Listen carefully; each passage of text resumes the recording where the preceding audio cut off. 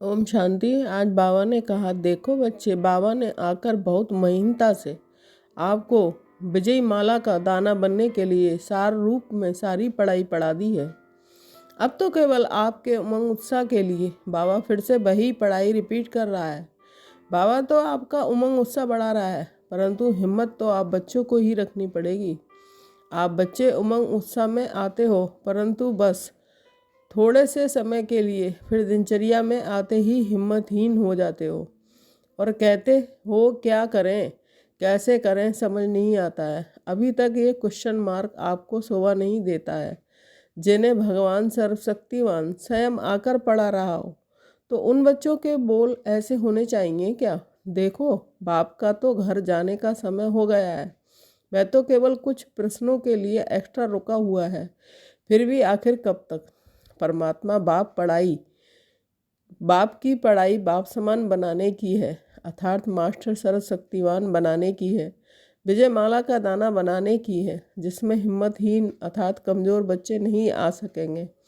इसलिए खुद ही सोच विचार कर लो कि अब हमें क्या करना है। बार बार सोच कर भारी हो जाना है या बाप समान हल्के रह बाप के संग जाना है। भारी हो जाना अर्थात संकल्पों द्वारा समर्थ सोचते रहना, व्यर्थ सोचते रहना, और जिस सोच का कोई रिजल्ट भी नहीं निकलता। कभी अपनी परिस्थितियों के बारे में सोचते हो और कभी अपने ही संस्कारों बस की गई गलती के बारे में। एक गलती तो संस्कार बस हो गई, दूसरी गलती उस गलती को सोच सोच कर भारी होने की ही करते हो।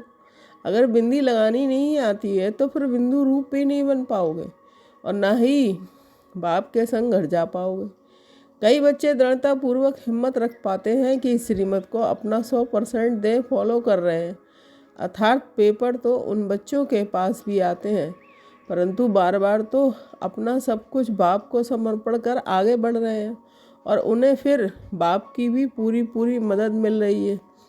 बाप तो बच्चों को ऊंचे से ऊंचा सम्मान दिलाता है कि आप तो मास्टर सर्वशक्तिवान हो, कल्प कल के विजयी हो, अर्थात विजयी रतन हो, और कहते हैं कि इस सम्मान में स्थित रहो।